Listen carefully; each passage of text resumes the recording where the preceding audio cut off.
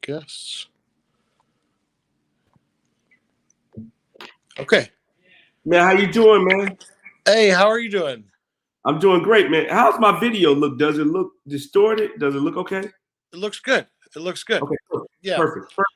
Man, nice to meet you. It's an honor to be on your show, brother.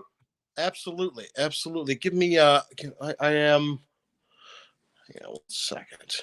Give me 1 second. I'm sorry. Take your time. Take your time. I was a little bit early. No problem.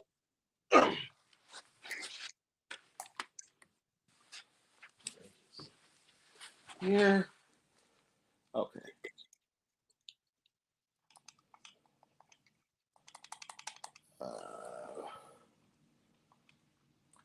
Why this isn't scrolling?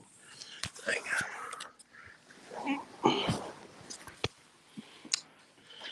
Oh.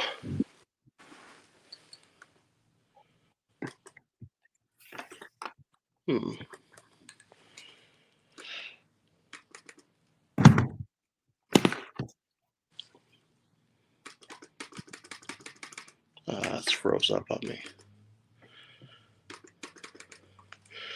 All right, I'll just restart that. Okay. Can you let me? What is it? 1:59. Give me one more second. Take your time. Sorry about that. Well, take your time, man. No rush. Okay.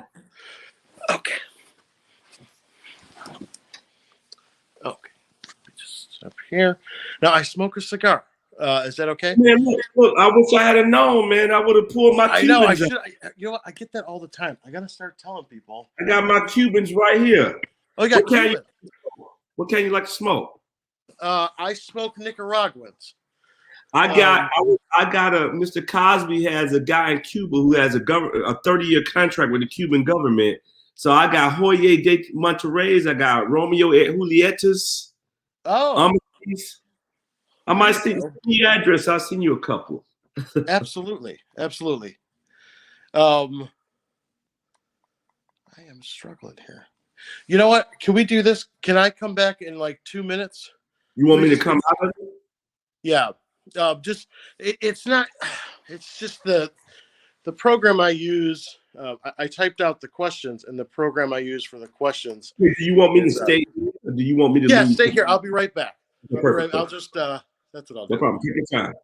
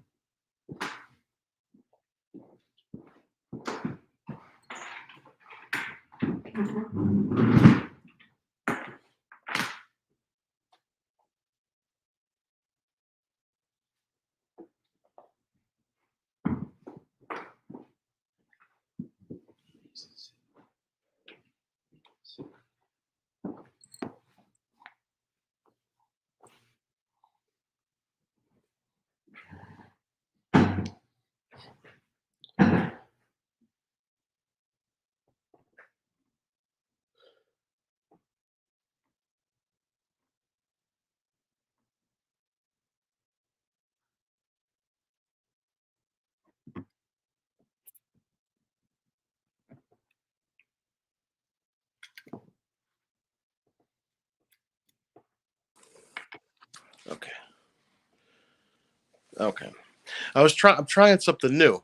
Okay. But it's not working. So I think we're just gonna. We'll wing it, man. You do what you do. Wait. I wish I had known I would have smoked this one. And Bill's a big cigar smoker too, right? He was. He sent me a box 8 years ago, 25 pre-Castro Hoya de Monterrey. So these are 30-year-old cigars. Wow. Oh, that's exciting. There you go. That was a Hoya, and that's the cigar he loves smoking. So he sent me a box of them. I got 10 of those left. So you're in Alabama, right? I'm in Alabama, man. Grew up in Bessemer, Alabama. I'm in Birmingham right now. Birmingham. Gotcha. Okay. Well, could you start by doing a quick drop for the show? Say your name and you're watching the Domenick Natty Show. Andrew Wyatt here, and you're watching the Domenick Natty Show, one of the hottest shows on iHeartRadio. There it is. Okay, awesome. All right, I'll do my radio intro, and this will air on radio. On the audio will air tomorrow, and then we'll jump into the questions. So perfect. Let's go. Okay, welcome back to the Domenick Natty Show on Intellectual Radio in Chicago and iHeartRadio. I have been telling you about our special guest, and the time has come. The man himself, a very busy man. Andrew Wyatt, the spokesperson for Bill Cosby, is with us today. Andrew, how are you doing? Hey, Domenick, I'm so excited, man, to be on your show in Chicago. It's one of my favorite places.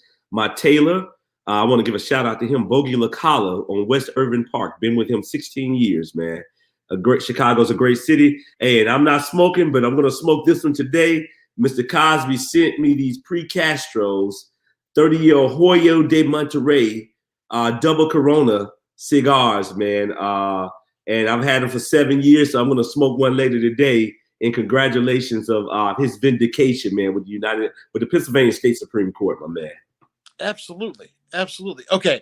Well, can you start by telling people exactly, like, I know who you are, but just for the people that are watching, who you are, what you do, and how long you've worked with Bill Cosby? Look, I grew up in Bessemer, Alabama. I never left Alabama. I went to middle school, elementary school, Hart Middle School, high school, just Lanier High School, graduated from Miles College, worked for ABC 3340, Fox 6 here in Birmingham, at 12 years in the business, and started my firm in 07, started representing people like Robin Givens, Bernadette Stannis, Delma for Good Times, Dominique Wilkins, major corporations, you name it. I picked Mr. Cosby up in 2010. So I've been repping him since 2010. College tours, all types of projects, speaking engagements, and then, the sky fell in 2014, and it just took a storm of itself with the allegations, and I took over everything. Not only took over everything, I was responsible for vetting and bringing in his legal team, private investigators. I oversaw the entire strategy of how to defeat this in the media, how to fight this fight. This was something no one had ever seen before. There's no book you could go to.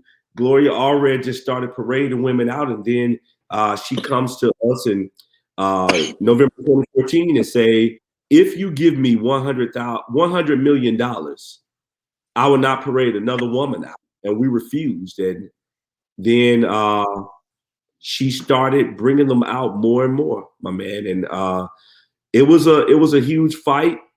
As you know, Mr. Cosby was given a deal. He was given a deal in 2005 by the former district attorney, Bruce Castor, who said that Andrea Constand gave 5 inconsistent statements to 5 different law enforcement agencies, 2 law enforcement agencies in her hometown, Toronto, Canada. And they did not believe her. And he said that the information was not factual, so he could not bring forth charges against her. And he forced Mr. Cosby into a civil litigation where he sat for a deposition for 4 days, waived his Fifth Amendment rights because he told him you would never be charged because I'm foreclosing on criminal charges against you. There's no case here. And so Mr. Cosby had been living life. We had a new television show coming out in 2015 where he was going to play a father with one daughter left in the house. It was going to be on NBC. Production company was Sony. So, a lot was going on. And then this district attorney, the current district attorney, runs a Willie Horton style campaign ad after Gloria Allred, which we found out now what happened. Dolores Troiani, who's Andrea Constand attorney, she sat for Mr. Cosby's deposition. She had the actual transcript. And that's how Allred was able to bring the women out with a script to say quaaludes, But if you go back and read his deposition, I urge your listeners and your viewing audience, Domenick, to go and read the deposition. Page 126. They asked Mr. Cosby, did you drug and rape women? He said, no. Did you ever give drugs to women without their consent? He said, no. Did you ever have Quaaludes? He said, that was the drug of the 70s. That was the culture. It was called disco biscuits. That's what people like to party with, the young people. You know, mind you, people try to make it seem as though Mr. Cosby was 80 years old in his 70s. This guy was in his mid 30s. So they said, did you ever own Quaaludes? Did you ever have Quaaludes in your possession? He said, yes. Did you ever give women Quaaludes if they asked? Yes. Did women ever ask you for Quaaludes to have sex? Yes. He was honest and open, but he waived his Fifth Amendment rights, thinking he would never be prosecuted or charges will ever be brought, settled out of court with her for $3.38 million and moved on with his life. But this district attorney ran a Willie Horton style campaign ad. If you elect me, I will go after Bill Cosby. See, the district attorney had an axe to grind with Bruce Castor, the former DA. Bruce Castor is a Republican. Kevin Steele changed his party affiliation from a Republican party to Democrat, but he knew he could not beat Bruce Castor in Pennsylvania. So he used Cosby to win the election. Now, Judge O'Neill, to give you a little color on this judge, who was the trial judge, hates Bruce Castor because he ran for district attorney against Bruce Castor, and he lost because he was having an extramarital affair with Bruce Castor's assistant district attorney. So he had an axe to grind against Bruce Castor. And they basically used Mr. Cosby as the linchpin to go after Castor. They did away with Mr. Cosby's constitutional rights and his due process, and they brought charges, and eventually they got this conviction. But the beauty of it, the Pennsylvania State Supreme Court. The Pennsylvania State Supreme Court said this man had immunity, and you abolished his constitutional rights, knowing he had immunity, and did away with his due process. And they vindicated him, and they vacated the conviction for in perpetuity. They could never come and try and charge him ever again. So when the media tries to say this is a technicality, Domenick, we're citizens of these United States of America. On 1776, the Declaration of Independence became a binding agreement for this country. Now, you mean to tell me that you're saying that the Constitution is a technicality? But that's what's happening with these, what I call media insurrectionists. The media, they're the insurrectionists because they're fueling this. So if you're saying that the Constitution is a technicality, so media, the ones who showed the sympathy and empathy for George Floyd, Breonna Taylor, Eric Gardner, Sandra Bland, Trayvon Martin, Tamir Rice, you're saying that their constitutional rights, which for them was dead on arrival, was a technicality. The Constitution is no different than God, laws, statutes, and commandments. They were not given to us as a suggestion. They was given to us as a mandate for us to live by, respect, and abide by. Now, since media wants to call the Constitution a technicality, I tell you what, let's do away with the First Amendment. Freedom of press, freedom of speech, freedom of religion, freedom of assembly, freedom to petition. And then let's see if you call it a technicality. Mr. Cosby was vindicated because of Judge Stephen T. O'Neill, who was the hanging judge, the district attorney, Kevin Steele, and their cohorts, Gloria Allred and Dolores Troiani. And we're celebrating today. Just yesterday, Domenick, in the state of Pennsylvania, the state legislatures convened, had an immediate session, and they redid the laws to say if a person waived their Fifth Amendment rights and they have a binding agreement from a district attorney, they cannot be brought in for criminal charges. Their due process must be intact and their constitutional rights shall never be abolished. They signed it into law yesterday, and they said they did it because of what happened to Bill Cosby. I mean, let me ask you this question. Have you witnessed women firsthand try to offer to have sex with Bill Cosby? And do you believe that women were trying to set him up? Like in your travels with him? I never seen that. I never witnessed anything like that. I never saw Mr. Cosby with any women. I've never experienced that. Look, I wasn't there. These allegations against him are 30-year-old allegations. No evidence, no proof. Just because an accuser accuse you, it doesn't mean you're guilty until you investigate the accusation, comb through the evidence, then you come to a conclusion. That's our constitutional rights in play. And so Mr. Cosby, as far as I wasn't with him 30, 40 years ago. Look, I was born in 1973. I'll be 48 years old on August 3rd. Today is my only child's 26th birthday. So I didn't witness that. I did ask Mr. Cosby when the allegations surfaced in 2014, Domenick, and I said, look, did you do these things? I need to know, because I can't represent someone who is going around drugging and raping women. I don't care if it was 40, 50 years ago. I'm not going to attach my name and my reputation and my likeness and my brand to someone like that. Mr. Cosby turned to me, and he's 100% blind due to glaucoma. He can't see you and I. But he turned to me because of my voice. And he said, Andrew, I will not take you through the valley of shame. Look, as I promised Mrs. Cosby, I said to her, we together will vindicate your husband. We're going to do it together. And Domenick, in this world today, the world of social media, 15 years ago, attorneys could go into a courtroom and feel very comfortable that their client is going to get a jury of their peers that's going to come with no preconceived notions. They're going to be objective.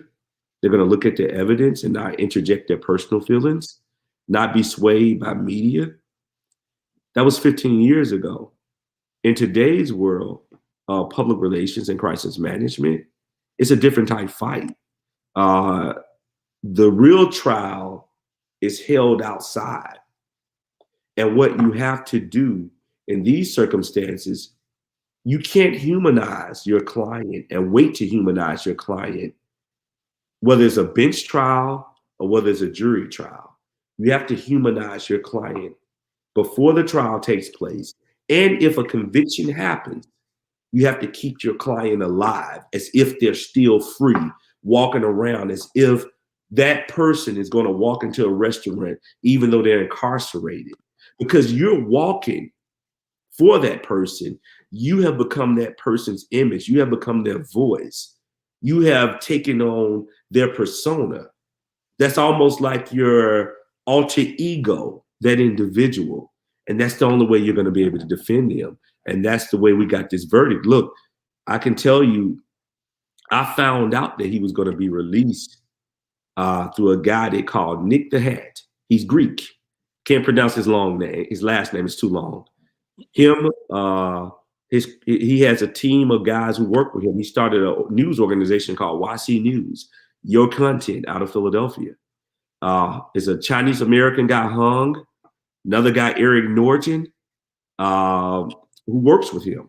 And Eric is a race car driver. And these are young guys in their 20s, man, 26-year-old guys. Nick calls me up and said, look, I got an inside contact, Andrew. They're going to let Mr. Cosby out next week. I said, Nick, come on, man. I don't have time for the games. He said, look, bro, I'm telling you, bro, I got you, bro. They're gonna let him out. So I get Debbie Meister, who's been with Mr. Cosby for 12 years. She works outside the California office in West Hollywood. And I get Kia Wilson out of North Carolina. She handles all our social media on the phone. And we're listening to Nick. And Nick said, look, they're going to let him out. Andrew, get to Philadelphia. So Debbie and Kia said, Andrew, I think you should go. So I booked my flight. I arrived in Philly on Tuesday of last week. Nick then calls me and said, Andrew, something's about to happen because the district attorney just fined Mr. and Mrs. Cosby $1,005 each for not cutting their grass. I said, what?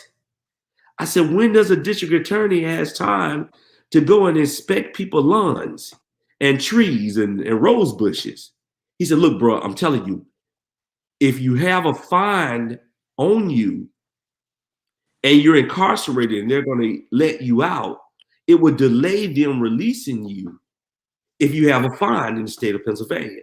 I said, Nick, let me call you back. So I called Mrs. Cosby. I'm telling her, she said, get our attorney on the phone. So I get attorney Jennifer Bunjean on the phone. Jennifer said, are you serious? I said, look, let me check it out. I'll call you back. So I called the district court in Jenkinstown, PA, talked to Wendy. She said, Andrew, it's true. She said on 6/14, 6/15, and 6/16, they were fined twice each day. And it comes out to $1,005 each, $2,010 total. I called Mrs. Cosby back. I said, Mrs. Cosby, it's true. She said, you got to be serious. She said, these people are never going to stop. They're never going to stop harassing us. She said, I want to know how many people he has fined. We have our landscaper to cut our yard every 2 to 3 weeks and manicure the lawn, our hedges, our trees. She said, are you serious? I said, look, I will go and pay it on Wednesday morning. She said, whoa, you're in Philadelphia? I said, Mrs. Cosby, I'm in Philly. I had to come here and work on some projects. I have to be in New York in a couple of days. I will go to the bank and withdraw the funds out of my account and pay it for you. She said, Andrew, thank you so much. Just send me the bill. So Wednesday comes, I go to the bank. I get a cashier's check for $2,010. I get in an Uber, and Ramon's the Uber driver. He speaks very little English. Nice guy. I'm about to pull up 5 minutes away from the courthouse to pay this fine. And Nick calls me, bro, they just vacated and threw out the whole thing. My source, I got a source inside the Pennsylvania State Supreme Court. I said, whoa, calm down. I said, are you serious? I said, hang up, Nick, let me call Mrs. Cosby. I'm telling her she didn't believe me. She's like, no way. She said, I know Nick and they want to help, but it's no way this has happened. Domenick, she said, get our attorney on the phone. I called Brian Perry. He works at the Capitol in Harrisburg, our criminal attorney. He's telling me with Mrs. Cosby on the phone is not true. I said, Brian, just go check with your secretary and check her emails. He checked his emails. He said, holy crap. They have thrown it all out. He's free. I said, Brian, I'm on my way to the house now. Mrs. Cosby and Mrs. Cosby's house is 10 minutes away from where I was located. I tell the driver, I said, here's $100. Go on Old York Road, get me to Church Street, and then make a left, and we will be on New 2nd Street, and we will be at his home. Get to his house, Domenick. Miss Atkins, who has been to Cosby's housekeeper and cook for 30 years, it was her off day. She said, I just decided to come in today to clean the guest house. So she opens the gate, let me in. I commandeer her car. TMZ calls me. I'm on live with TMZ. Harvey on live. And I jump in the car, driving 110 miles per hour on the interstate. It was supposed to take me an hour to get to the prison. I got there in 40 minutes. And when I got there, the officers knew me. They let me through the gate. Because what I would do, Dominique, like we did during the trial, and this is how, you know, people think PR is being on the phone and making calls and, you know, media this. No, it's a grassroots game. You got to know the guys in the streets. You got to generate love and interest in the streets, in the jails, in the courthouse. So even during the trials, we would feed the officers. When we brought lunch in, we would buy lunch for everybody. When I was Mr. Cosby, I'm his only visitor. He didn't want his family to visit him in prison. He told them he did not want a television or radio in his cell because he was not there to be comfortable. He said, I was in the Navy, never went off to war. I served this country 4 years in the Navy. He said, when you go off to war, they do not ship your family in to see you because they need you to stay mentally strong. So when I would come and visit him, I would bring cakes, pies, hoagies, cheesesteaks into the correctional officers, feed them. So they knew me. They let me in. I get to the front of the prison. I run in. Officers are hugging me. They're not supposed to have in contact with you outside of just registering you and for your visit. They're crying. Then a Lieutenant Spivey, she said, I want you to get in your car and I want you to follow me as I walk. I'm going to walk you to the door. They told us he better be out of here within 30 minutes. Immediately. She gets me to the back door. A number of officers are out there. Inmates who are trustees, and no lie, the major of the prison walk out, white female, and she shakes my hand. She said, congratulations. Helicopters are everywhere. Media trucks are everywhere. And she said, you know what? We're going to open the garage and have you park inside the garage. And they parked me inside. They let the gate down. And all of a sudden, I see Mr. Cosby being wheeled out in a wheelchair. He can walk, but they didn't want him bumping into things because he's blind. 7 officers. And he heard my voice. He said, Andrew the Great, is that you? I said, Mr. C. He said, friendship is essential to the soul. We're a member of the same fraternity, Omega Psi Phi fraternity. And that's our motto. And the officers get him to the car, the correction officers, the lieutenant. Look, they're saluting this guy like he's retiring from the Navy. It was beautiful. I'm recording it on my phone. And one of the officers, the correction officers, I think his name is Cunningham. He said, Mr. Cosby, I'm the guy that processed you in, and I'm the guy that's going to process you out. Sat him in the car, and the major said, look, I found some officers who have a white car like yours, and you're going to get in the middle of us, 2 in the front, 2 in the back, and we're going to be your decoy and get you to the interstate. Get Mr. Cosby in the car. He said, man, is this a dream? He said, I was asleep. I heard all this noise, and I thought it was a fight or a fire happening. And the officer opens the door and said, get up. You're free. Get up. He said, are you real? I said, Mr. Cosby, it's not a dream. He said, my heart is racing. I said, look, you okay? He's like, look, I'm talking about, he said, who knew about this? I said, only me. He said, boy, you're going down in history. Civil rights. I said, no, I don't want civil rights. Their civil rights has not been our civil rights. Their civil rights for us is to persecute us, execute us, murder us, strip us of our constitutional rights like they did you. It's about equal rights. He shook my hand. We get to the interstate. He said, boy, who car you driving? I said, Miss Atkins. He said, oh, Lord. He said, OJ had the white Bronco and you got the white Subaru. He said, boy, we about to catch hell. And he was just telling jokes and got him to the house, Dominic. He said, I want you to walk me around so I can learn the house and remember what things are. And look, man, the rest is history. The rest is history. Okay. So I'm going to take 2 minutes and just bring you through my understanding, right? Okay, And some of my interaction. In please. 2013, so I've been a publicist for 15 years. I've done crisis PR. I was DMX's publicist for 4 years. So I Wow. understand clients going in and out of jail, having to deal with that. 2013, I interviewed Bill Cosby. And I tell people to this day, it's my favorite interview. I've interviewed over 300 celebrities. That was my favorite interview. It was an hour long. He was great. 2017, I interviewed Janice Dickinson on this show. Janice Dickinson from America's Next Top Model, Right. who also said that she was uh, victimized, abused by Bill Cosby. Now, when she told me her story, I will tell you the truth, Andrew. I believe he was guilty because of the amount of women.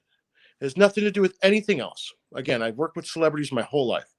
It's not nothing to be about me being white, you being black, or me being a guy, or it's just because of the numbers. Right. The problem with Janice Dickinson's story is that, if I'm correct, what she told me and what she told everyone turned out to be false in court. Is that correct? That's correct. That's So, correct. me personally, I'm very torn because when I sat there and listened to a woman tell me what Bill Cosby did to them, and then they found all these problems with her story, I was like, God, I mean, now I'm really torn in this situation. And the reason that I do think he was guilty is just because it's 50 plus women. That's so many people to get together and come up with a lie. One or two people, I work with celebrities. I get it. It just takes one person to get an idea. Correct. 50 plus is a lot. But the one woman that did talk to me was lying to me on this show, and that's concerning. So it's like, it's hard for me personally because I just like, I don't know, but it's hard as you're telling me this. I'm like, that means that 50 something women just made all of it up. Like, you understand what I'm saying? That's hard for Oh, anyone to no, understand. I understand that. Look, and I'm not. This is not a black or white thing. This Yeah. is a this is an American thing. Okay, and when you parade the volume of anything out, Dominique, the sheer volume of anything makes it believable. That was the strategy, to just parade, get the numbers up. It's just like playing an NBA game. You want to get the score up. And if you could get a 30-point lead, you become a little comfortable, if that makes sense. So 60 became a little comfortable. And that's when you went back and look at the accounts of what the women were saying. And they were constantly changing up their story. Same thing, Andrea Custin. Remember, as I laid it out to you earlier, she gave 5 inconsistent statements, right? So now when you listen to these women, Alec, these women who are telling their stories, look, I wasn't there. Did Mr. Cosby had extramarital affairs? Yes, he did. I mean, Mrs. Cosby discussed that, but that was between a husband and wife. But when Janice Dickinson said, yes, I stated Bill Cosby in my book, I knocked on his door for sex and he blew me off. It's in the trial transcript. Yes, I lied. It's called poetic licensing. Look, I thought I sent it to you. I didn't. But when the show ends, I will send you it's a young lady. Her name is Catherine McKee. Catherine McKee, it's an episode on Sanford and Son where Lamont brings in this beautiful woman, and she was in that episode. Catherine McKee was Sammy Davis Jr.'s girlfriend. She comes out and says, Mr. Cosby raped me in Detroit in 1974. 1974 now. She said, Sammy went out and I went to visit with Mr. Cosby where he was at in Detroit. He went and brought in some barbecue and he just was a monster and raped me, threw me down and raped me. Then I went to a party with him after he raped me. Now, she said this happened in 1974. Well, Dominique, I have a letter that she wrote to Mr. Cosby in 1999. Now, she was on the Dateline special last night with Lester Holt. Lester is the same thing that happened to Brian Williams. Lester could possibly lose his career with NBC because they didn't vet it. I have the letter, and when we end this interview, I'm going to send you this letter. She wrote to Mr. Cosby in 1999, telling him how much she loves him and his career. And she ends the letter, "Hello, my friend." That was his son's favorite saying, "Hello, friend." And she said, "Please give my regards to your wife, Camille." But she was on Dateline NBC last night saying he raped her in 1974. But these people have forgot that they sent letters. Now, if he raped you in 74 and you are now coming out, why would you send a man who raped you in 74 a letter in 1999 telling him August 22nd, 1999? How much you love him? Is this a letter that you have in your possession right now? Is that, or I have are you it right now? You want me to read it to you? I think it'd be great. Yeah. Hold on, let me pull it up. I'm going to read this letter to you that she wrote to Mr. Cosby. Name is Catherine McKee. She goes by Kathy McKee.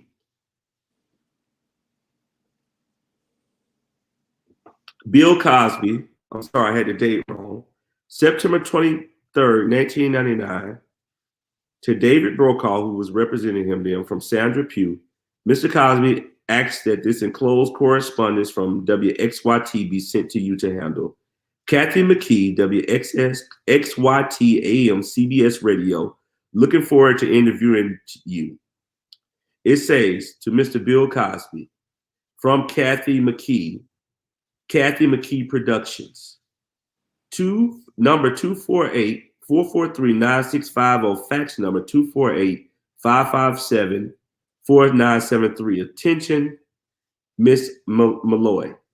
Dear Bill, hello, friend. Thank you so very much for your okay on the radio interview. I am writing to explain a little bit of what's going on here and what the program is about. It is an ensemble show, variety, celebrity interviews, lots of fun and laughs, very loose and comfortable. It is not legal talk show. Here at WXYT Detroit, I am the only Black woman producer. Godfrey Frieger just recently retained my service to help bring in a more show business flair and book celebrities. Over the years, the station has been so segregated, I feel I am breaking new ground, and I like it. It's a struggle to make this work and, of course, produce an exciting star-studded program each week. I have not worked in the business for 13 years. I have been writing and raising my beloved son, Christopher, spelled with a K, and helping my mother and her and other sister, Carol.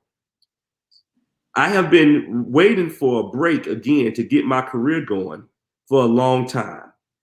I'm working hard to make this a go. I'm reaching out to all my old friends in show business. Bill, I would like your interview to go in any direction you wish. I would be honored to speak with you directly again. And of course, work out any details with the lovely and gracious Miss Malloy. I will call your office in a few days to schedule a good time for you. May God bless you always, my friend. My regards to Camille. P.S. My first acting job, how I got my SAG card, The Bill Cosby Show, Chet Kincaid. Respectfully, Kathy McKee, producer, talent booker. P.S. Walter Mason sends you a hello. Figer time. This is on, you can't see this on the phone. I'll pull it back. You probably can't see it. Yeah, but it's a screen. It's tough. Screen. I will send you a copy of this letter. And this woman, was raped. It claims that she was also raped by Bill, and then wrote this letter after. But she sent this letter in September 1999. And she claims she was raped. And she was on Daylight NBC special last night with Lester Holt. We sent all this stuff to NBC, man. They ignored it. All the networks ignored it. They told us that they could not vet the women because that's re-victimizing a woman. That's what they told us. Look, Don Lemon. I told Don Lemon, I said, Don, you're parading the women out. However, Don, one of the women sitting up there, PJ Maston, who's accusing Mr. Cosby of rape, who Gloria Allred represents, is saying it's the same woman that accused Marv Albert of biting her and took his career down for decades. Vet the women. I'm not saying I was there, but it's your job to vet the women. Don said, it's not my job. It's Bill Cosby's job to come over on this show and explain. Chris Cuomo, you paraded the women out. But when your brother was accused, you didn't bring any other women on. And behind the scenes, you just apologized a month ago for doing the PR for your brother.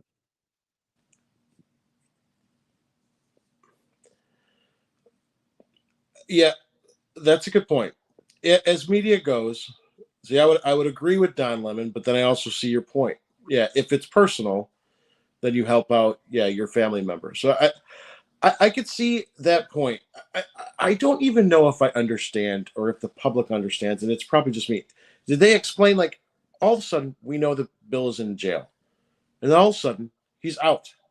Like, I mean, how did this happen so quickly? Like, how did Jennifer Bongine, is that how you say her last name? Yeah, Jennifer Bongine. The way it happened, last year, the Supreme Court, Pennsylvania State Supreme Court, secretly heard an appeal for a guy by the name of Charles Hicks. Charles Hicks is serving time in Pennsylvania prison for murdering a woman in the Poconos.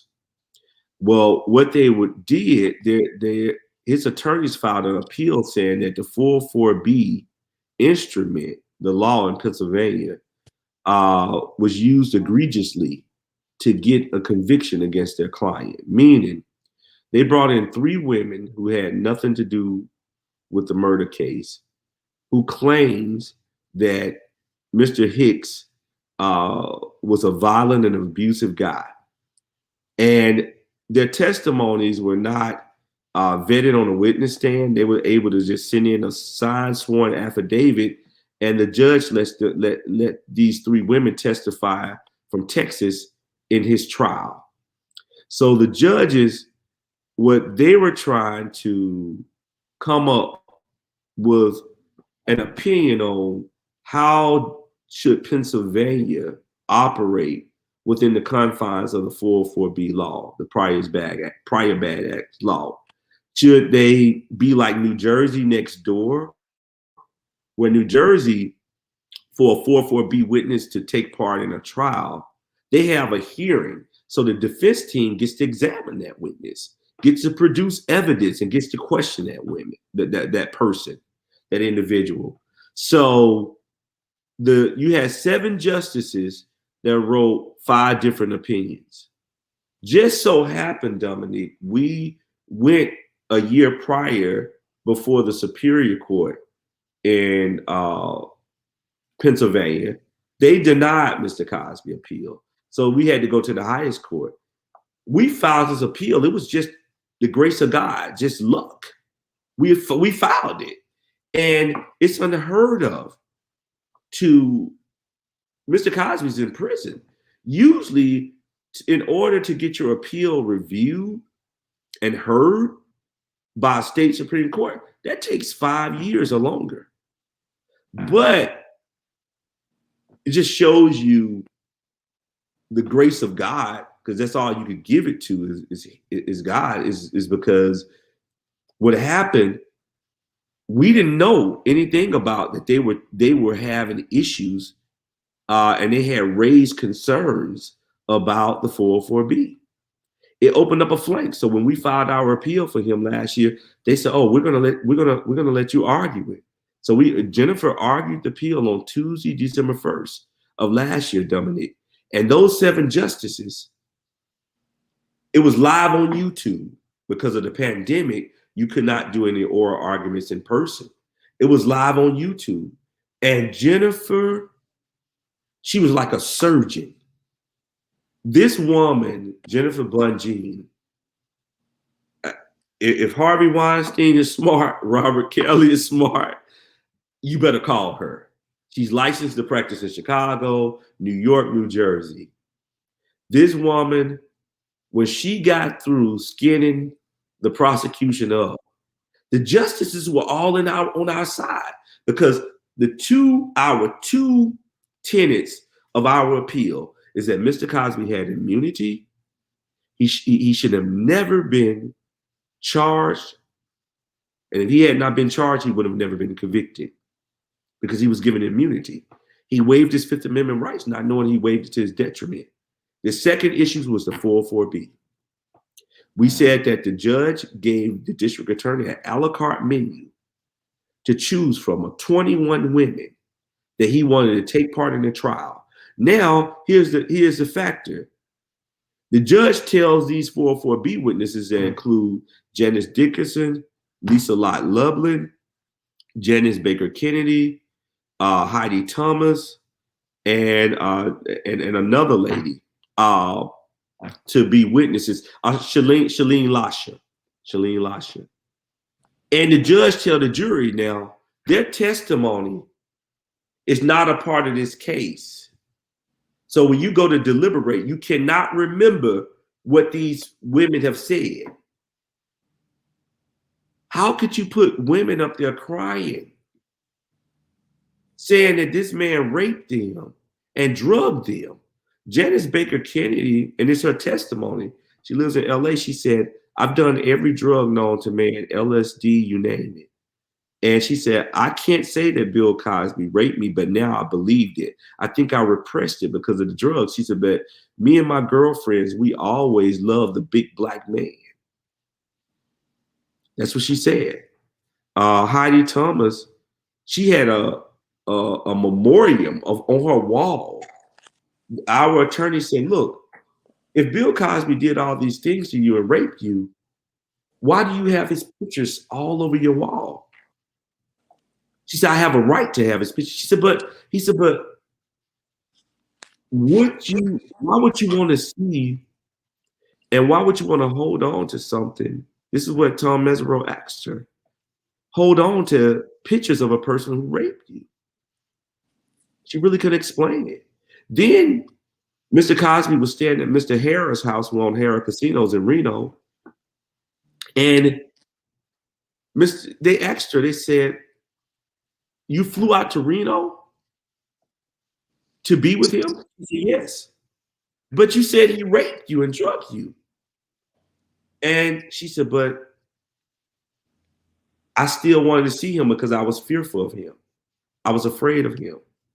So she flew across country to Reno to see him. And they said, "Well, you're walking around taking pictures, in shorts. You claim you were taking pictures in shorts." Says the temperature in Reno, we did the Farmer's Almanac, was almost 30 degrees. Then after she says he rapes her and drugs her, she claims she goes back home and she wants to confront him. But she flies out, she finds out he's doing a show in St. Louis. She flies to St. Louis and have dinner with him. And we showed the picture on the screen in the courtroom. She has her arms hugged around him. He's smoking a cigar. They had matching outfits on. Lisa Lott Lublin out of Vegas, she states on the witness stand that Mr. Cosby was her mentor. She said, "All that I can remember is that he was mentoring me, stroking my hair, rubbing my hair. And the next thing I know, I go home and I sleep for 3 days. And my mom and dad and my family didn't know why I slept for 3 days, but no one woke me up. I can't say he drugged or raped me. I don't remember. She was one of the 404B witnesses. Get the trial transcript. It exists. It's there. Have your viewers, your listeners, do the research. Mr. Cosby, this was about, I call it the greatest Ocean's 11 extortion scheme led by Gloria Allred. Gloria Allred, who I call Gloria Alphared. Gloria Alphared, along with her daughter, Lisa Blasphemous Bloom, these women, this was about money. This is about money. And all you have to do is go pull the article in the Los Angeles Times that came out in November, December of 2014. And the headlines, Gloria Allred, this awful woman asked Mr. Cosby for $100 million. Look, keep in mind, and I want to remind your audience, Lisa Bloom was representing Harvey Weinstein. She was the one that had Harvey to write that dumb press release admitting to things, because the goal was Harvey was going to possibly give her and her mother $200 million to settle claims. It backfired on them. It was all about money. But he admitted to these things in a press release, which was very dumb. But Lisa wrote the press release for him. So do you believe that Harvey Weinstein is innocent? I don't know. I haven't looked at the evidence. But it's shocking that Lisa Bloom is representing you, your best friend. She called him one of her best friends. And she tells you, I'm going to get you out of this mess. You just admit to it in a press release. And he admitted to it. But it backfired. Okay. Well, that's some. There are. I could see what you're saying. So in some of the 50 plus people, there are some loopholes. Do you see that in all of the testimony? I mean, what did Bill admit to? He admitted. You had to some. Are you saying? Am I saying what? Go ahead. Hello, you froze. Okay, you there? I said, didn't Bill admit to some of these things in court? No, never admitted to anything in court. He never took the witness stand. He has vehemently denied all the allegations raised against him. He has proclaimed his innocence. Mr. Cosby never admitted to anything. He never said, I'm guilty of anything. All Mr. Cosby has done is ask. He said, media has the tools. Do the research. I'm urging that if you look at those 60 women that they put on the cover of New York Magazine, we were able to show evidence, and we have the evidence. Louise Moritz, she said that Mr. Cosby was at the Johnny Carson show. He walked in the dressing room and shoved his penis in her mouth, just shoved it in there. The date she was on the Johnny Carson show, Mr. Cosby was performing in another city. We pulled his performing records, his show dates. All that I'm saying, we have that information. That information came out during the trial. It came out. Like the new situation out here where we got a permanent stay. Gloria Allred was able to get the courts to let her bring forward a civil lawsuit, William Cosby versus Judy Huff, and in California. But we got a permanent stay because Mr. Cosby was found guilty and he was taken into custody. However, we sent out a press release yesterday. We released it, saying to Gloria Allred, if quit bluffing, go ask the judge to remove the permanent stay. Mr. Cosby wants to come to court. Civil court, remove it, because Judith Huth is saying that Cosby raped her when she was 15 years old at the Playboy Mansion. Now, here's my question. Why are you hanging out at the Playboy Mansion at 14, 15 years old? It's a decent question. That's a good question. Honestly, I know about that, and that didn't cross my mind. I'm just saying we this doesn't make any sense. Why is a 14, 13, 14, 15-year-old 15. She was 15 at the time. year old, I'm saying, at the 15-year-old, now because of California laws, it states if she had been 18, they wouldn't have not been able to bring this. But if you're a minor and something traumatic happens to you, a sexual assault that happens to you, and they're saying that something jars your memory because you repressed it, that you could bring forward civil litigation. So that's why her case is able to be moved forward. But we're telling Gloria Allred, quit telling us you're going to go to court. Just go to court and get the stay, the judge to remove the stay. Because Jennifer Bunjean is ready. She's ready. Because that's what none of this adds up. 15 years old at the Playboy Mansion? Okay, let me read this. This is Heidi. This is one of my good friends. She's saying that in a deposition that Bill did admit to some of these allegations. Do you know about that, or is that true? That's not true. He never tell her to show me the page of the deposition. He talked about, yes, as I said earlier, that when women asked him for Quaaludes, he had them in the 70s. We're talking about the 70s now. They stopped producing Quaaludes in 1982. That was the drug of choice. Quaaludes did not make you. We brought in a toxicologist, Domenick, a toxicologist, renowned toxicologist, including the prosecution toxicologist, who stated Quaaludes were called disco biscuits. They never made you lethargic. They never paralyzed you. Women, pretty much, that's what they party with. Look, if that's the case, then should we not be bringing in the Rolling Stones? Should we not be bringing in Aerosmith? Should we not be going? We're trying to say that culture did not exist. It did exist. Mr. Cosby never denied he did not have Quaaludes in his possessions in the 70s. He never denied that. He never admitted to giving women drugs without their permission. Look, it's no different, Domenick, if you say, hey, I had a joint.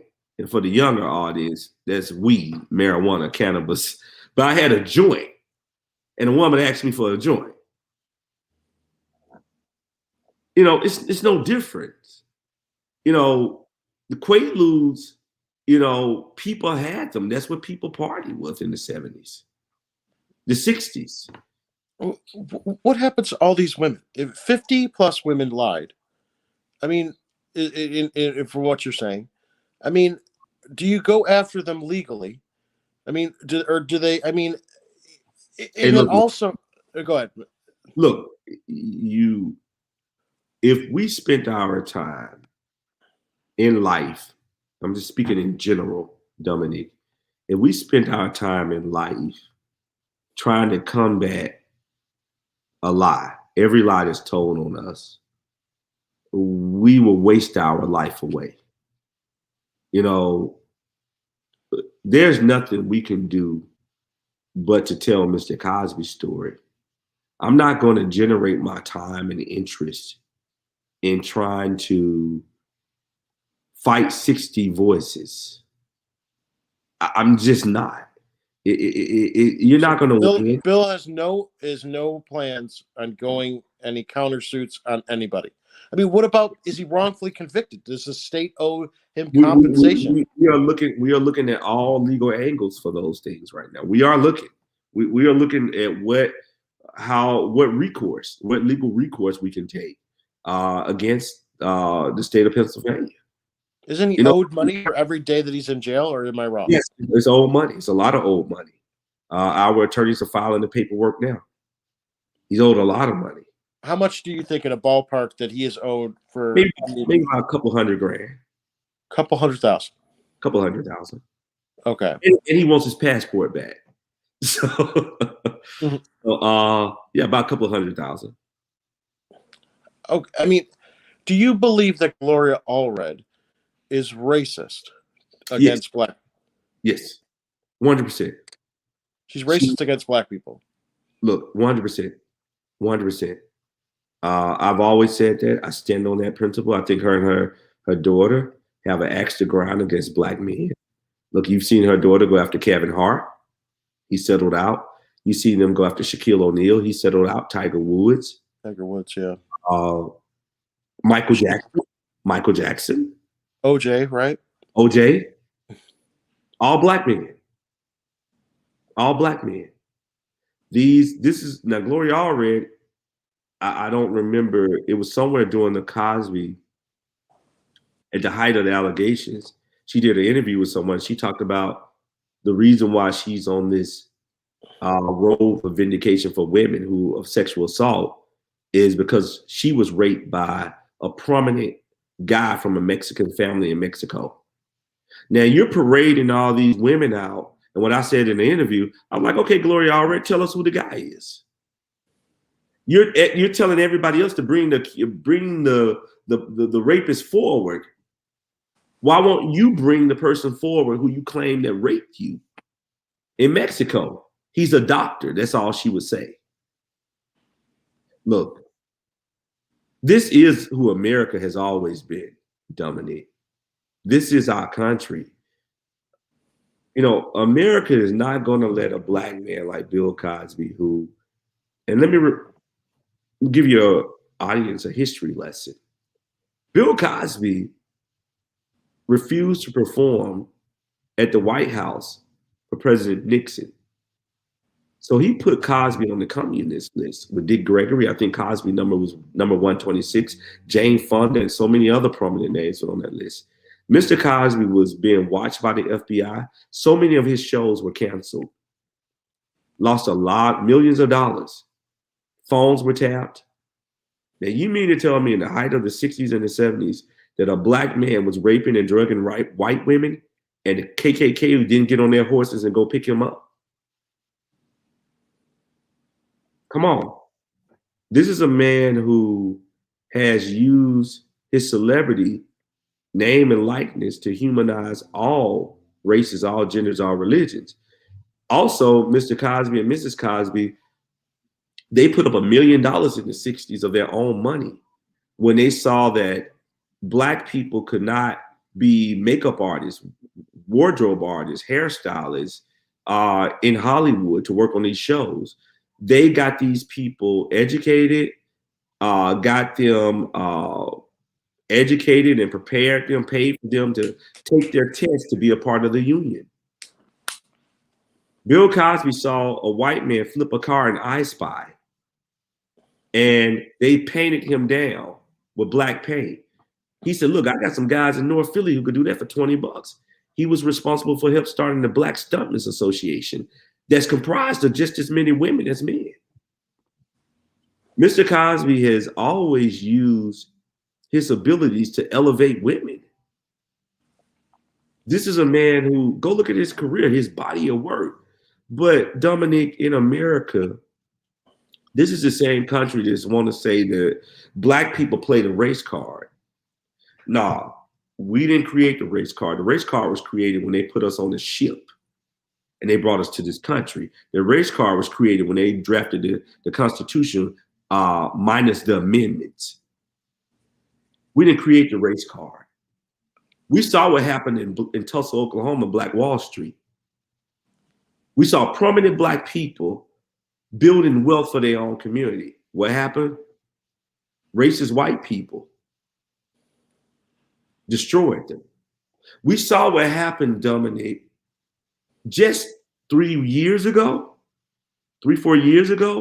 Carol Dunham, 80-year-old white woman, dying.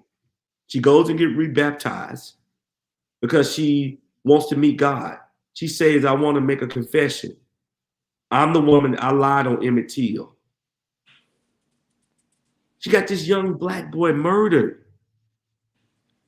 His mother out in Chicago, where you at? His mother had an open casket service. He was missing eyes, man. Dismembered. We've seen this in our history. Are you saying that if Bill Cosby wasn't black, that this wouldn't have happened to him? It wouldn't have happened. Look at it like this. You tell me, how many women have you seen Gloria Allred parade out against Harvey Weinstein? How many women? But isn't that contradictory? Harvey No, no. Weinstein's Jewish. Okay. Jews stick together. So, but okay, let's use this angle then. Kevin Spacey,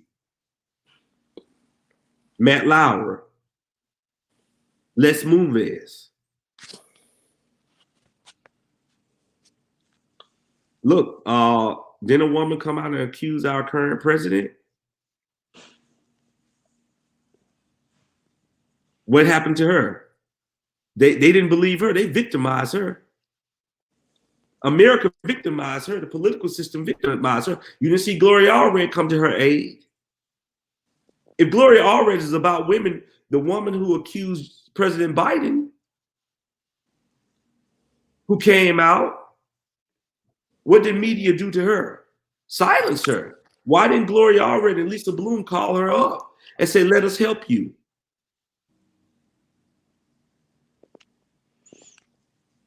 So this was basically an attack on Bill Cosby.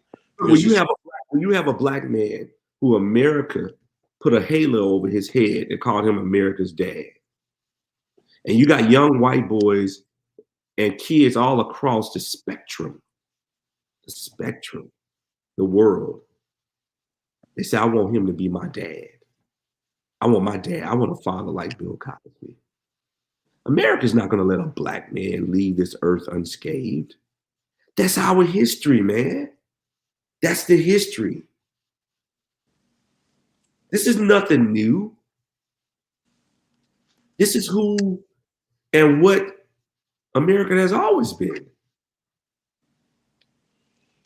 We've seen lynchings, Dominique, in the 60s, the 70s, the 80s. That's the history of America. You know, because of George Floyd, people wanted to clean up their act. They wanted to say that they were inclusive.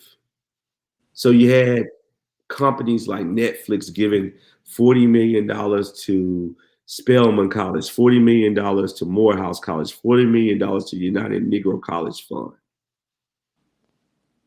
Bill Cosby was doing it before Netflix thought about doing it, but nobody wanted to catch the heat. Nobody wanted to catch the bow and arrow coming at them, or racism. So white companies started throwing money at black organizations, black issues. Before George Floyd, we had Trayvon Martin. They wasn't throwing money. We had Tamir Rice, Sandra Bland, Breonna Taylor, Eric Gardner. He called for his mother too, if you remember. Yep. No money was thrown in. When they want to clean themselves up, because the world is watching, they always throw us a dollar. Our problem is that we accept the dollar. We accept it. But it's not long-term money. Look what Bill and Camille Cosby were able to do. Individuals, personal pockets. They gave colleges and universities, historically black colleges and universities, also public white institutions, over $200 million. Over $200 million. They're not a conglomerate. They're not a corporation. They're individuals. Look, when you're making those impacts, the same way I referenced, we just celebrated on June 1st, the 100th anniversary commemoration of Black Wall Street. Bill Cosby, Black Wall Street. This guy was humanizing so many people. This is a man who, and what's so the beauty of it, when you really look at it, Dominique, whenever I would visit him and go to SCI Phoenix, it used to be Graterford Prison. And in 1970, Mr. Cosby visited that same prison. working on a documentary, interviewing his friends on how they got there so he could help elevate people in Philadelphia, in Pennsylvania, but his home in North Philly, not to go that route. And the funny thing, he ended up at that prison. They just renamed it. They called it SCI Phoenix. But I always love walking through that door. And when you walk through that door, there's this huge mural of a phoenix rising from the ashes. Bill Cosby. It's Bill Cosby. He's that phoenix. And he always said to me, he said, Andrew, I believe that God wanted me to be here. So why? He said, the same guys I was trying to reach are right here, right now. I have a captive audience. He started participating in the Man Up program, started by Anthony Sutton, a guy who's been in there for 34 years. He's in there with his son. His son's been in there with him for 10 years. Mr. Cosby started showing those guys. Anthony saw me. It's a big guy. He said, and these are guys who are in there for murder, guys on death row. He said, Andrew, he said, meeting Mr. Cosby, he showed me how to cry as a grown man. When inmates would get released, he would give them my cell number so they could stay in contact with me and make sure, and they follow up with me that they're doing the things he showed them to do, how to be better men, better fathers. Go and find your children. Go and make amends with the people that you did wrong. And these guys say, I'm doing it. I had him on the phone with Anthony. Anthony called me from the prison yesterday, and it was great to hear them talk. And Mr. Cosby, Anthony Sutton, he's an inmate at SCI Phoenix. He's been in there 34 years. He called me yesterday. I got Mr. Cosby on the phone with him. And it was so cool to hear Mr. Cosby say, okay, tell Charles Diggs I said hello. He was just naming all of the people there. And he said, man, just remember, tell all those guys, their time is coming. He said, I know some of them have been in there for 50 years or longer. Just tell them that their time is coming. What celebrities have reached out since he's been released to show their support? Miss Rashad, of course. So many to name. People from the Cosby Show. Just a host of celebrities have reached out. Just want to say hello to him, hear his voice. Victoria Rowell played Drusilla on Young and the Restless. It's a wealth of celebrities have reached out to him. I'm talking about the phones are flooded. And again, I just have a few more questions. In your opinion, do you believe that Harvey Weinstein is innocent or guilty? Just from going through this experience, what does your gut tell you? I'll just say that I can't speak to his innocence or guilt. I just can't. I'll just say you need to look at the evidence. I don't know. I just don't know how to read that one. I haven't studied it. I would say if the 404B was used against him in that manner, his appeal should be heard. And if his constitutional rights and due process was denied, he should get the same vindication that Mr. Cosby received. But you think he should get the same legal team? I agree. He should. I think all of these guys, if a person is proclaiming their innocence, they have a right to proclaim their innocence. They're saying that Harvey should hire Jennifer Bonjean.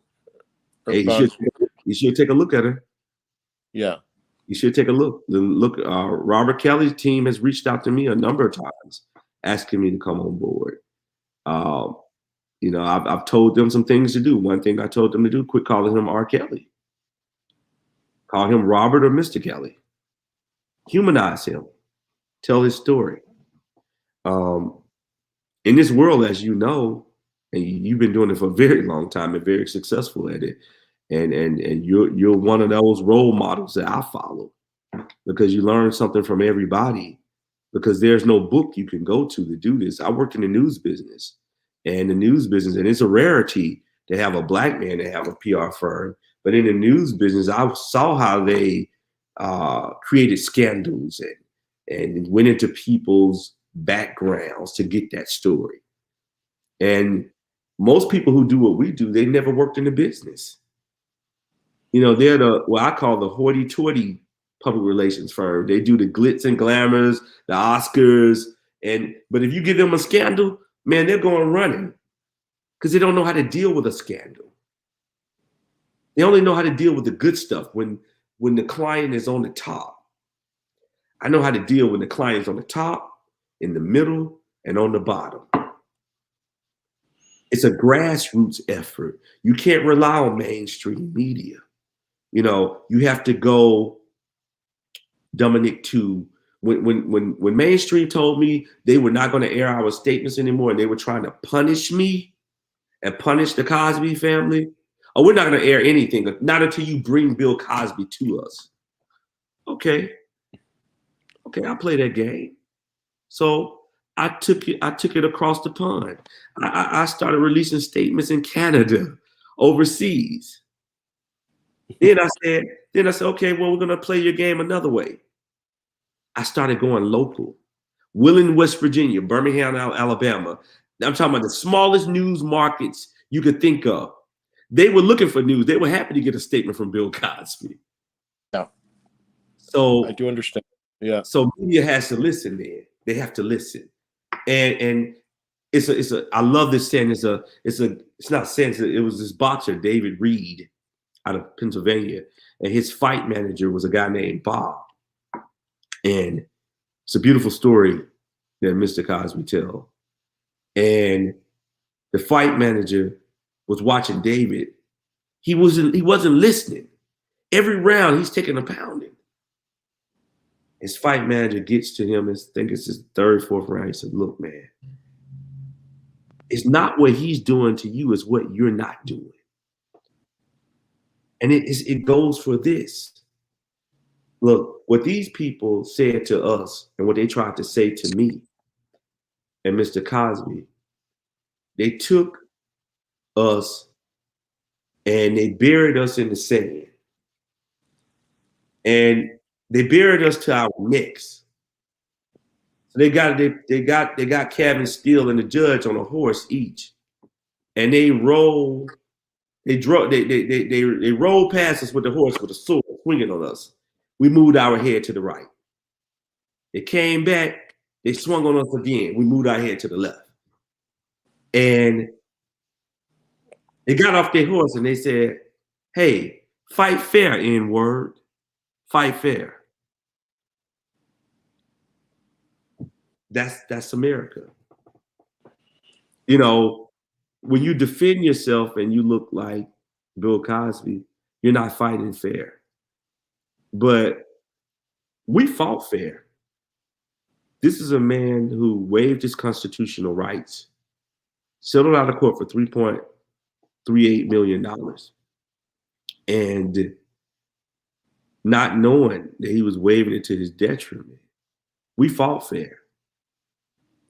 But the district attorney, Kevin Steele, and Judge O'Neill, the hanging judge, they didn't fight fair. They just wanted their participation trophy. But this win, this is bigger than the NBA, winning the NBA championship, the World Series, the Super Bowl, the Stanley Cup.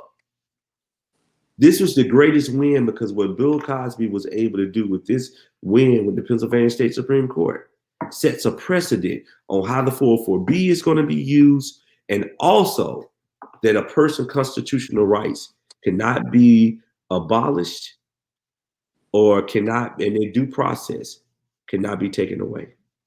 But why did he settle? Why would he settle if he's innocent, right? Does that make sense? They forced him to civil court.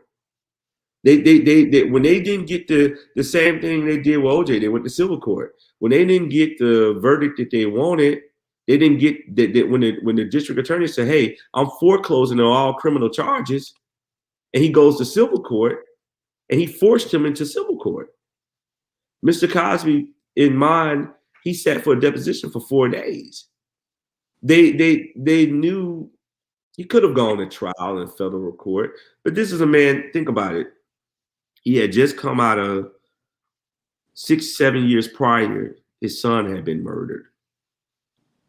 Okay, in 98, 99. So this happens in 2005. A year prior to that, a young lady by the name of Autumn Jackson tried to extort him for $40 million, saying he was her father. He went and took a DNA test. His blood is still sitting, his DNA is still sitting in Delaware. She never got the test. And Mr. Cosby was having a long time affair with her mom, Sean. And he called her mother and said, look, tell her not to do this. Tell her to stop it.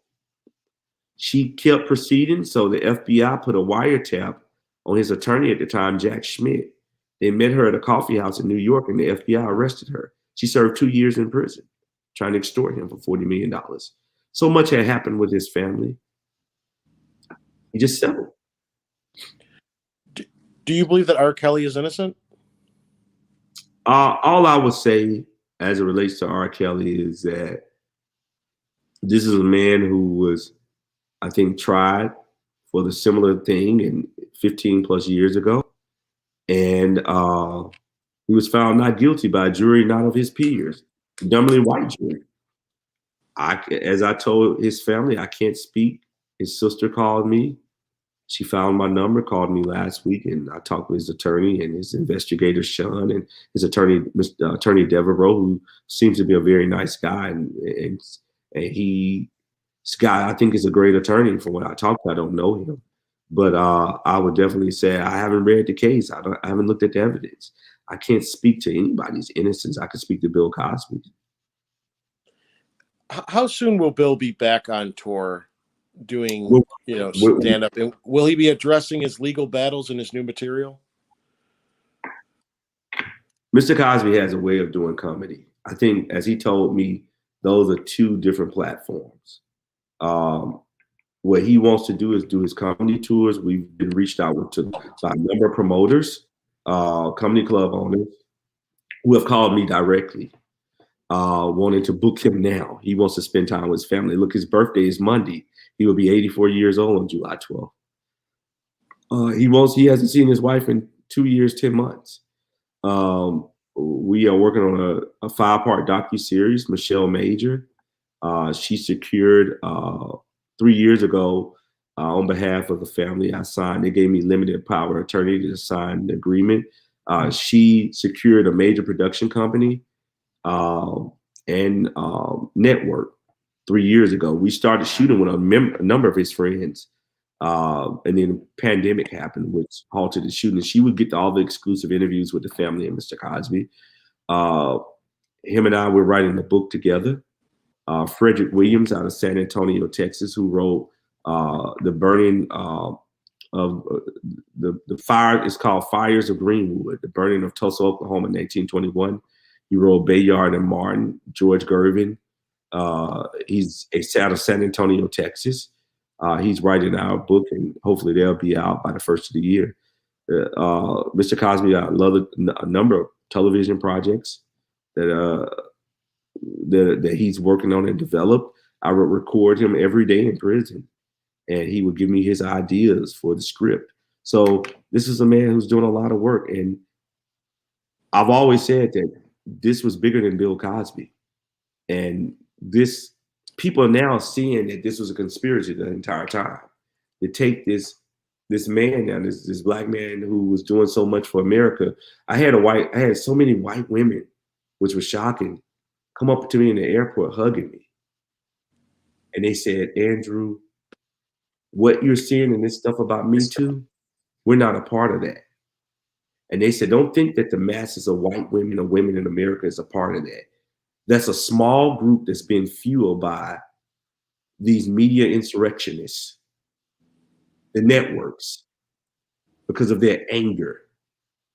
She said, but we need his voice right now because he's a needed voice because of the climate of America today. We need Bill Cosby's voice. And I see that to be true with all of the calls we're receiving. Do you think we'll see Bill on tour by the end of this year? Hopefully. It all depends on him and Mrs. Cosby. Hopefully, we'll be making an appearance somewhere. I don't know what he wants to do first. It's all up to what he wants to do first. And you said you interviewed him for an hour. As you can see, he's his own guy, man. He's his own guy. Yeah. So when he does go on tour, this is my last question. There's going to be a lot of hecklers.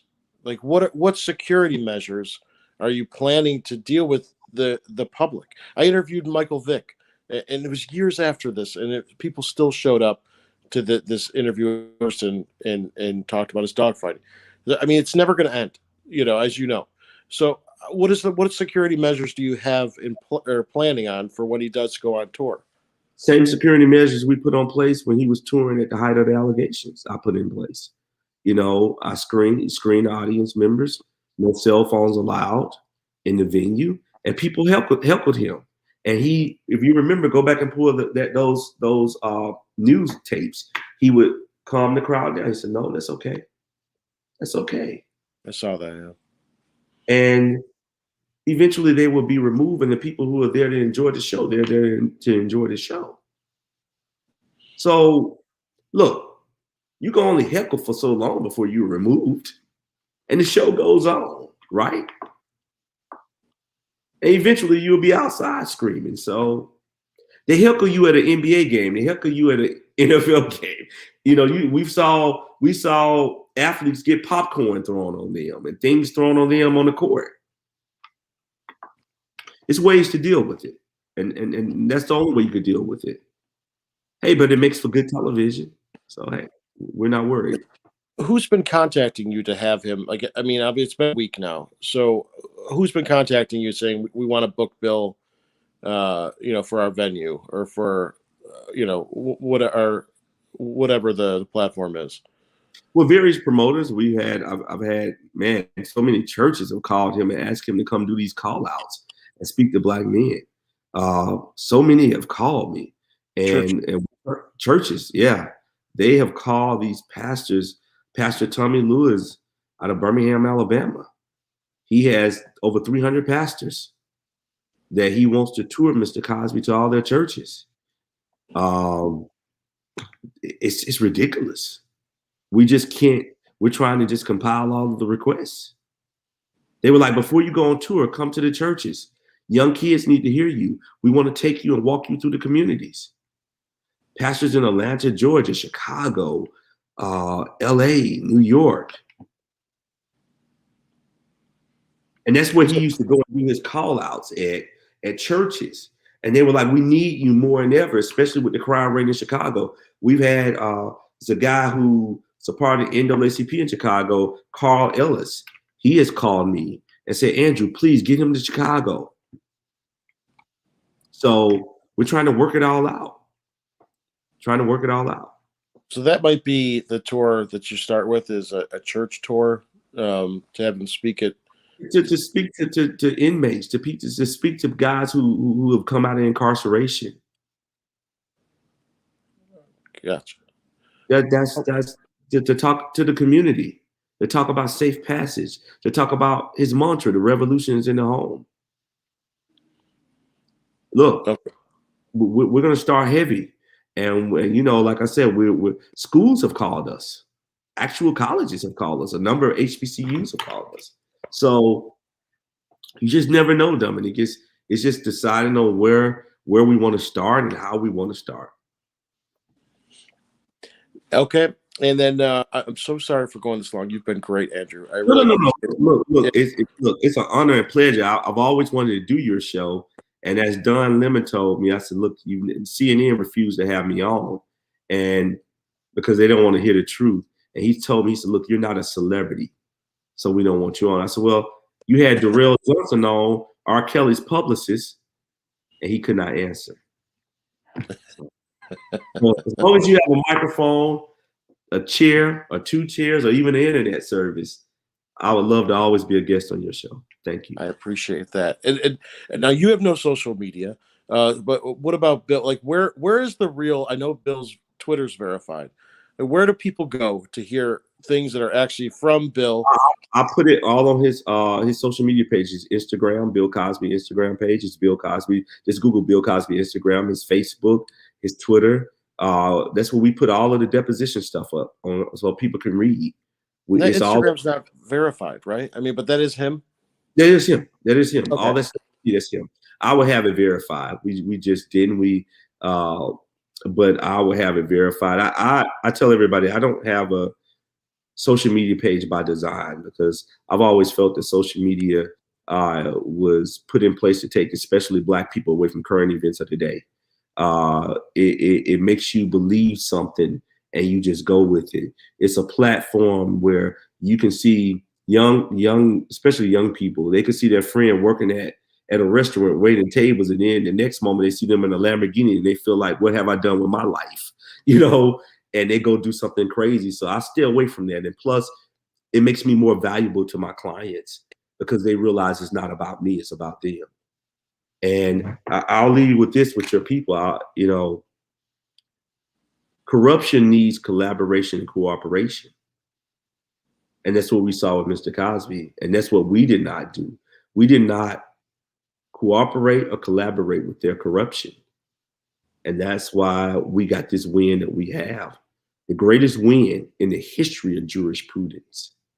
And I would like to thank Debbie Meister, our California office, Keel Wilson, Vital Wellness, VIDL, who Mr. Cosby, he gets acupuncture every day. Mrs. Cosby has him set up for that. He's taking Vital Wellness remedy teas, herbs from the herbalist, Dr. Edie Goo, Dr. Who, Dr. Moo. He is getting massages, all of the mental things, eating healthy foods. And Keel Wilson, I'd like to thank her, who handles all our social media. I'd like to thank all of his fans, his supporters, all of those celebrities and people who stood strong with us and stood by us every step of the way. I would like to thank shows like yours, who give us a platform and give people a platform to speak their truth, because, you know, all we've asked for the truth and the facts, if allowed. And a lot of people have tried not to allow us with the truth and the facts, but, you know, and we're not asking for special favors. I don't want special favors. I don't want you to do nothing special for me. Just let me speak about the truth and the facts. And that's it. So it was an honor to be on your show, my man. Man, you're so cool and dapper. I would have worn my shirt and tie from Bogey to your home, Bogey La Cala. But I got my Cuban, my Hoyo. They much ready. We'll do the next time together. And when I'm in Chicago, my man, let's hook up and smoke a stick together. Sounds good to me, Andrew. I appreciate it. This was a very informative, and I appreciate everyone for watching. And Andrew Wyatt, thank you so much for being on the show. Thank you. Thank you. Peace. And to my fraternity, there you go, baby. There it is. Andrew, down soon. Thank you, baby. Bye-bye. Okay. Bye.